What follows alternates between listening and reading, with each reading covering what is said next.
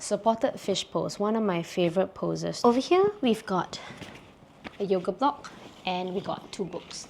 Ideally, in a class, I will tell you to use 2 yoga blocks, but of course, we might not necessarily have this at home all the time. You can use a pillow for this as well. So this one, we're coming on 2 out. We're lying on our backs.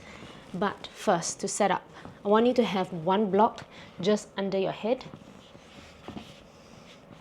and the other block, or in this case for me, books, just right underneath it. It's going to look a little bit like a T shape.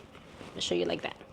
Alright, you want to make sure that both blocks are at the same level for the first time you do it. Now, when you lie down, as you lie down, your first block should be in between your shoulder blades. The second block will be for your head. So as you slowly lower yourself down all the way, you can find what works for you and then find that sweet spot. Now, once you found this sweet spot here, allow your arms to come out to the sides. You can either leave it in a cactus position or you can even just extend it out to the sides. The whole idea is to find that nice lengthening in the pectoral region. So just this chest area and the shoulders, just finding that nice openness.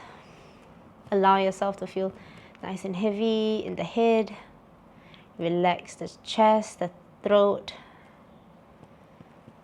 Relax the jaw. And you should find this nice openness. This is the basis of the pose. Now, in order to find what works best for you and your stretch, play around with the levels of the block. So what I mean by that is that you can even remove the top block and just allow your head to loll to the floor. As you do this, make sure you get enough space. Allow your chest to open up to the sides and just feel yourself opening. You can even come up, change the level of the block, and go all the way down. So really varies from person to person, but you want to find that nice openness as much as you can. The beauty of using books is that you can change the levels a little bit more easily as well. But once you found that sweet spot of yours, then you slowly just let yourself sink in and stay here. If this is your first time coming into a pose like this, then give yourself the first couple of rounds to really soften and feel comfortable with your body in a slightly awkward position. But once you allow yourself to find that softness, let your upper body really melt into the blocks beneath. You will generally find a very nice release.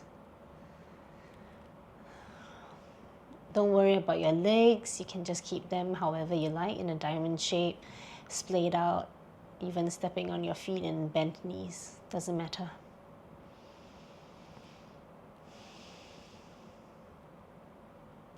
We'll be here for about 3 to 5 minutes. Also, as I mentioned earlier, you can do this with a pillow as well. So essentially, just place the pillow lengthwise and just lie over it. And if it's available to you, let the head just fall over the edge of the pillow. If your body's not long enough, or if the pillow is too long and your head ends up still on the pillow along with your torso, then that is fine as well. The focus is really allowing the openness in the shoulders. So as long as you've got that, you're good to go.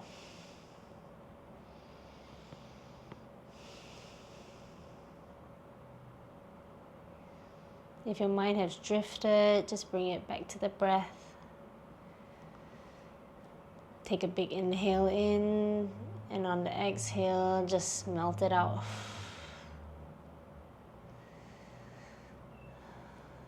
Now, this is not one of the poses that you can very easily get into.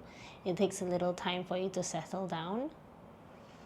But honestly, once you begin to learn how to trust this pose, I would say it really gives back quite instantaneously. The reason why I say trusting the pose is because any pose that requires us to open up the chest really openly and sort of exposes it, it gives a sense of vulnerability, not something that everyone is very comfortable to do.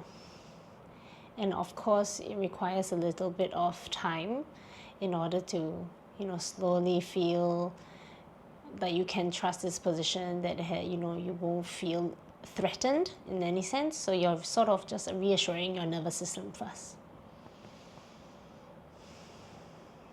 So we'll stay here for another 5 more breaths.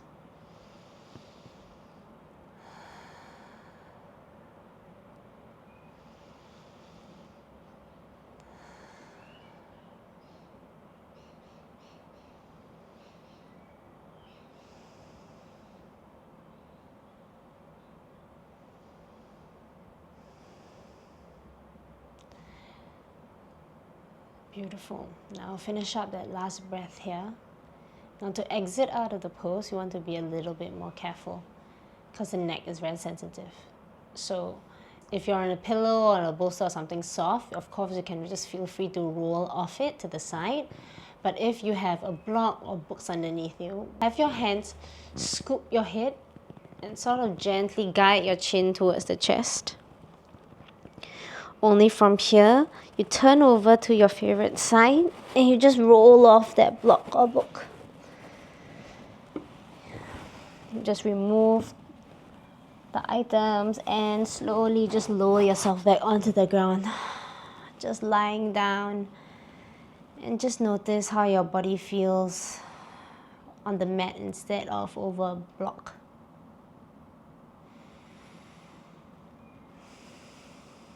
And just stay there.